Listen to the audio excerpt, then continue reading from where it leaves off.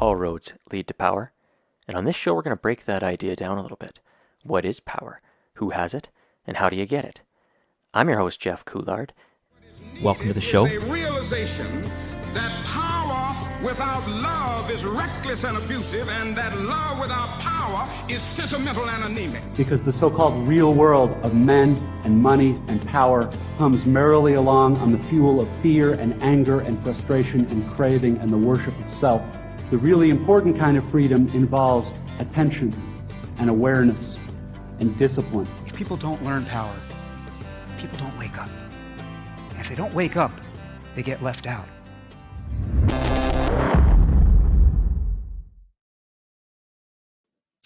Okay, welcome to another episode of Powerful. My name is Jeff Couillard, and today's actually a solo show.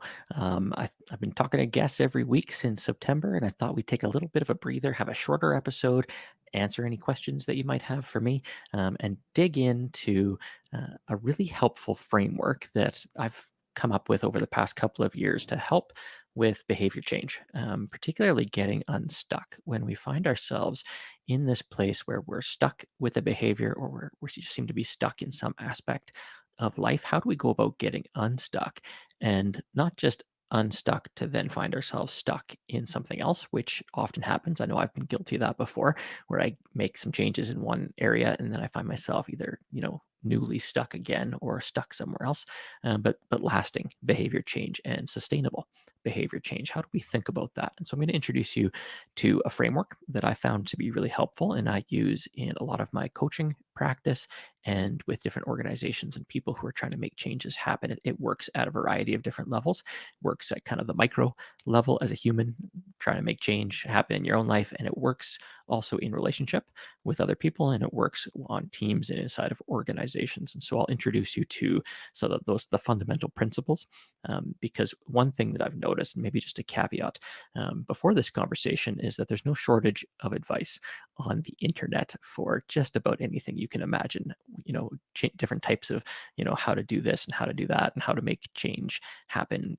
Lots of nutrition and fitness and just life advice in general. There's no shortage of it, certainly on social media, but also just Google something and you'll get a billion hits really easily. And so I'm not going to give you like very concrete, do this if you want to make this type of change. And we're going to go up a level and we're going to talk about some principles to think about and a bit of a process to think about so that you can make change happen in your own life a little bit faster, accelerate that curve a little bit and apply these principles kind of across the board to wherever you think, wherever you might want to make some change. And so that's the show tonight. Is we're going to talk about behavior change, how to get it started and how to make it stick more reliably. And as always, I love your comments and your questions and anything that you might want to talk about. So this is an open show. It's even an ask me anything. If you've got questions about leadership or behavior change or addiction or basically anything, you can ask me and we'll see if I have an answer or a thought around it. So I'm excited for tonight's show. I haven't done a solo show in a while, so it's just me tonight for those who are just tuning in. And somebody says, yay, I finally caught the show. Glad. I don't know who you are, but I'm also glad that you caught the show. Glad you made it. So awesome. Let's get going. So this is really what I call the 4 A's of making change and making change stick. And we'll break down each of these different components and I'll give you a few examples from my own life. And again, if you have questions, you feel free to just throw them into a comment box and hit comment and it'll show up and I can see them and respond to them. So let's talk about these. Let's talk about the first A, and arguably probably the most important A in the model is awareness.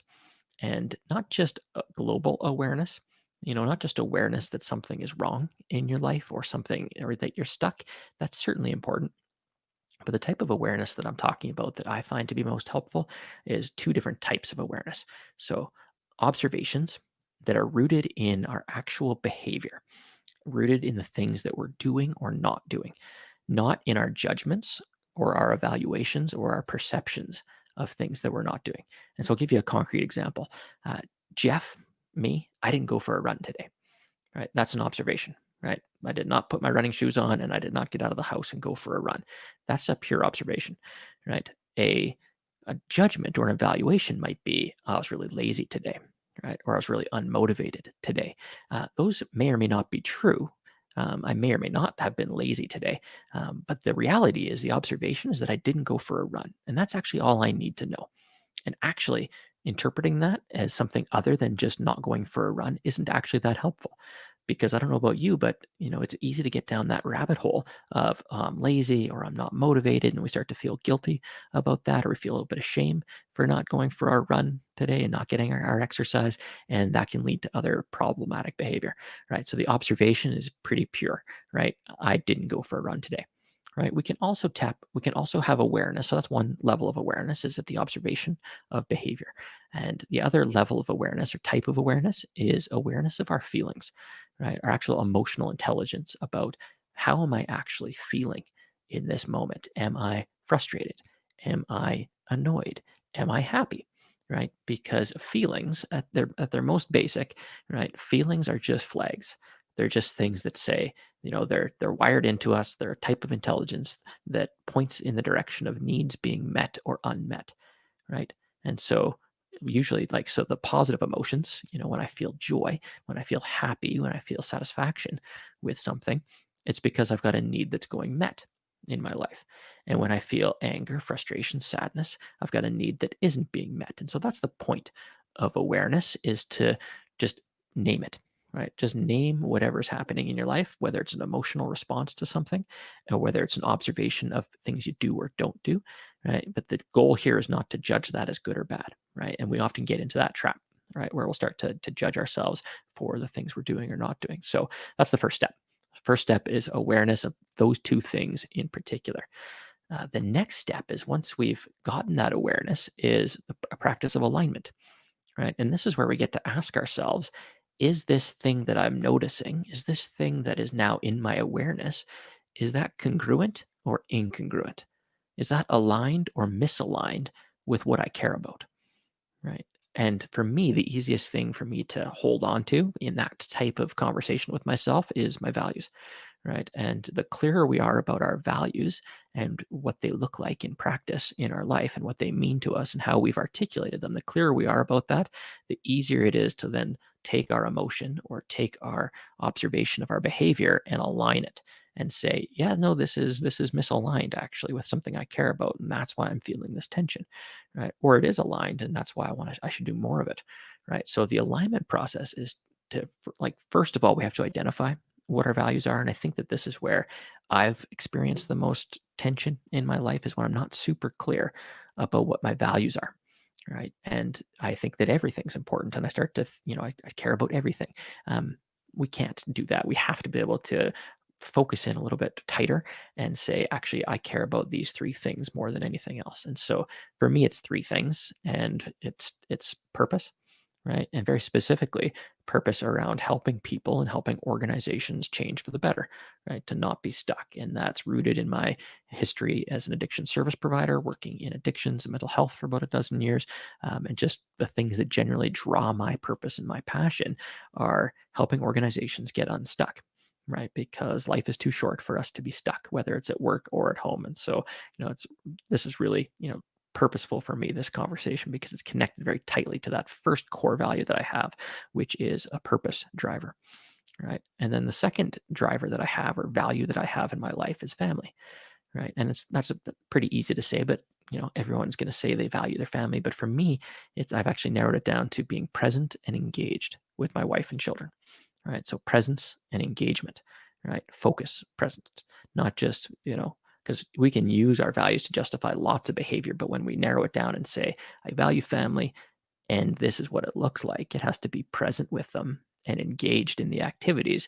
Well, suddenly I can't be, on my smartphone at the park when my kids are playing and call that alignment with my values, call that behavior aligned, because it's clearly not focused and present with them and engaged in what they're doing, right? So naming the value and then identifying the behaviors, right, or the qualities of that value, is a really important step. Okay. My third value is fitness. All right. So purpose, family, fitness. Those three, if I like, those occupy 95% of my available bandwidth on any given day. And so if I'm acting incongruently with those, I tend to suffer, right? I tend to get stuck in something, in a behavior or in my own head. Okay. So those are the first two. So awareness, again, of observations and feelings, right?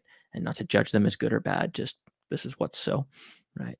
To take those and stack them up against our values and hopefully a well articulated set of values, right? Not just things that you've kind of plucked out of the air, but things that actually are really meaningful to you, right? That you've spent some reflection and consideration time on, right? Are they aligned or misaligned? Right? Because if we are aligned, if our feelings and observations are aligned with our values, then the action we're going to take is more of the same, right? We're going to do more of that thing, right?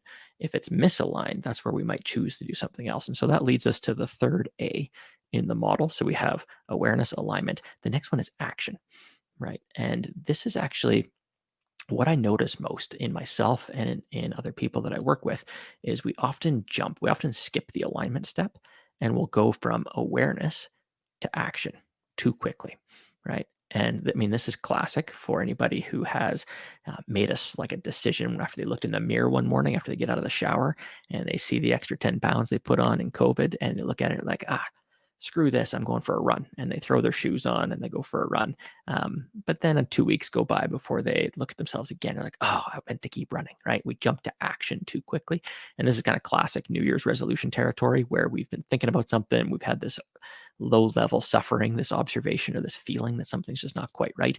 And so we make some really big audacious goal to be in the gym every morning at 6 a.m. or to quit our job and start a business or to, travel the world. We make some big plans and they're too big and maybe not perfectly aligned with our values. And so we actually don't follow through on them. And so the key to really good, positive forward momentum is small, concrete, positive action steps in the right direction, right? And so, you don't commit to running a marathon, you commit to like getting your shoes on and getting out the front door every day, right? That's how we start to make positive momentum and positive action, right? And making sure that those action steps are really clearly connected again back to the value, right? And making sure that that's our value and the thing that we really care about.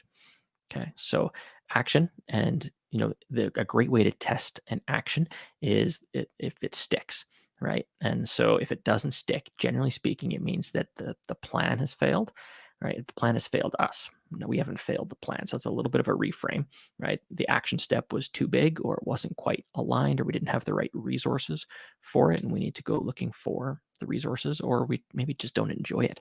There's lots of ways that I can get my physical fitness needs met. And, full disclosure, my wife bought me some yoga classes a few years ago, I think for Christmas or my birthday. And I did like an introductory yoga class and it didn't stick. I'm not a yoga guy. Doesn't mean I don't value mindfulness and I don't value, stretching and flexibility and, core training and those types of things, but I just wasn't very good at it. It wasn't enjoyable. I much prefer to put on a pair of runners and go for a run outside, like on a trail by the river. That's much more enjoyable to me. Or even just leash up the dogs and go take them for a walk and have a few, mindfulness breaks along the way. So I get those needs met just in ways that are more connected to who I am and where my strengths live. Okay, so action.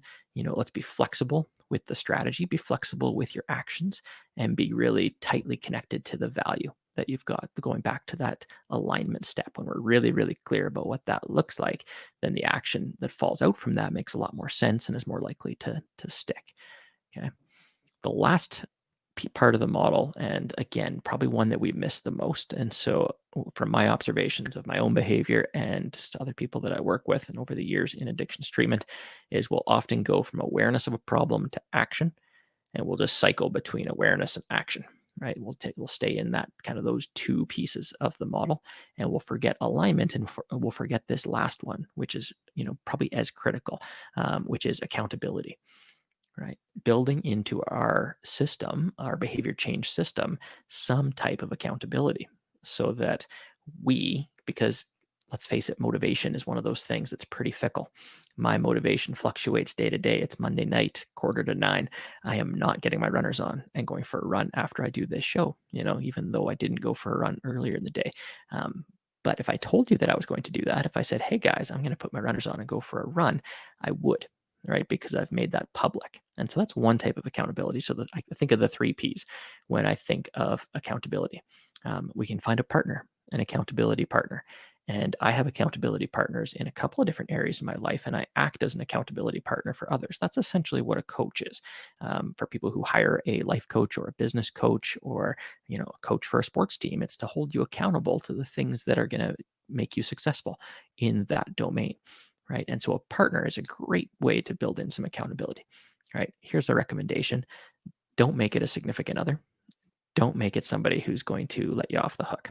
Okay. So they need to be somebody who's going to hold fairly firm to their role as an accountability partner, but they're going to hold it carefully, and they're going to hold you accountable compassionately. And so you probably know Vince Fowler. He's been on the show before. He's acted as an accountability partner for me on some fitness things, and myself for him the same. A quick text in the morning: "Hey, I'm at the gym." Right. That goes a long way to sticking to a routine, not wanting to let somebody else down.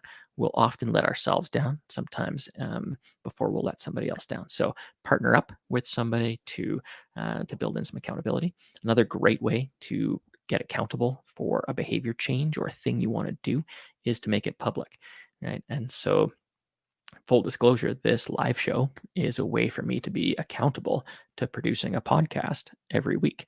And by making it public and by scheduling it and by having guests on the show, it makes sure that it gets done. And I enjoy it, so that's helpful. But what happened for me is that I started with a bang back about a year ago, and I was recording podcasts, but I wasn't doing them live. I was doing them whenever I could schedule them and whenever a guest was available, and then I would spend some time editing them, and it was just an audio version. So there was no video and it wasn't live. And when the pandemic hit, that just didn't stick, right? That my world got turned upside down a little bit, and the podcast went down the list of things that were important, but I missed it. So the observation was, I stopped doing the podcast, and that was misaligned with what I wanted to be doing for myself in the world and for my business. And so that was out of alignment. And so the action, I had to choose a new action. And so I chose to do a live show, and that, by making it public, has been really, really helpful for holding me accountable to continuing to produce the show and doing it more frequently. Right. So that's the public piece. And then the personal, I said earlier that we can let ourselves down the most, but we're also hardest on ourselves, or harder on ourselves than a lot of people will be. And so for personal accountability, it's really connected back to those values that we hold, but maybe even a little bit deeper than that. It's connected to our identity, about who we see ourselves to be in the world. And an example of this in my life is that I was diagnosed with diabetes about 10 years ago, type 1 adult onset insulin dependent diabetes, which means essentially my pancreas stopped working in my late 20s. And as a result of that, so that's, a new observation, lots of feelings attached to that, misaligned with my vision of myself as a healthy person. And so I had to take new action. And one of those actions was just finding ways to be more active in day-to-day life. And at the time, I was working at an office building that had an elevator that would get us up to the second or third floor where our offices were. And one day I decided that I'm going to be the type of person who takes the stairs. And just that identity switch that went off for me as identifying as the type of person who behaves this way. I don't think I took the elevator after that. So years later, I still, when I see an elevator and a set of stairs, I'm the type of person who takes the stairs. And I reliably take the stairs. I've been in a few elevators, let's face it, in that time, especially when you're trying to get to the 30th floor or something and you're late for a meeting. You'll probably hop into the elevator. But that identity piece, that personal accountability to who we want to be in the world, is really powerful, right? Are you the type of person who behaves in this way? Because if you identify that way, that'll be the deepest layer of accountability. That'll be the most accountable you'll ever be, is to who you want to be in the world. And again, that's connected back to our values and runs a little bit deeper into our identity and who we want to be in the world. So that's it for the show tonight. That's the 4 A's of making behavior change. I'll run through them again quickly. And then if you have any questions, I'm happy to stay on the line for a little bit. And so don't hesitate to drop a question into a comment box if you're watching on Facebook or YouTube, wherever you're watching from tonight. I'm happy to chat a little bit about behavior change or anything else that you might be curious about, other shows that you've listened to, or things that you might want me to chat about tonight. But the 4 A's of making change is what we were talking about tonight. And again, I'll run through them really quickly just to round things out. So the first A is awareness, and that is awareness of two things: our observations, right? Our behavior, the things we do and don't do, and our feelings, our emotions, our frustration or our joy, right? Because those indicate alignment with something, with our needs or our values. And that's the second A, is once we have that awareness, having that tough conversation with ourselves. And it is a tough conversation sometimes, especially when we're misaligned, right? When we realize that actually we have been on our phone at the park, at the playground with our kids, and we haven't been present and engaged with them, and that we are misaligned, right? Having that conversation is really important, right? And then once we do have that conversation, then we can step into taking small, positive, very concrete steps to get back into alignment. And so for me, over the summer, when we were at the park a lot with the kids, I would just leave my phone at home, because the reality is that anybody who needed to get a hold of me was right there on the playground with me.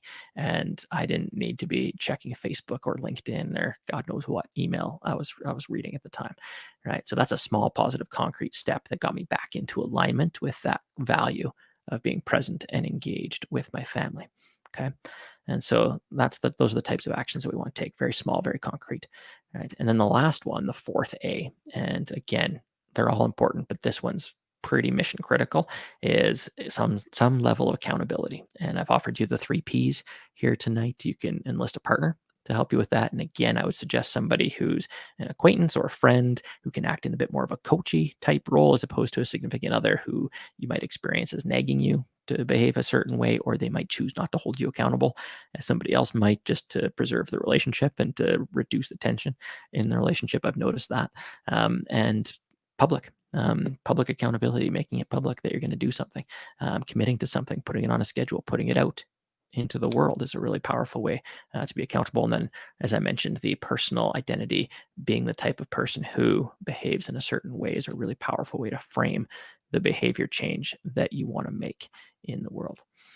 So I've got comment, good show, Jeff. Thank you, Facebook user. Glad, I don't know if you're the same person who finally caught the show. If so, great. Glad you were able to catch it.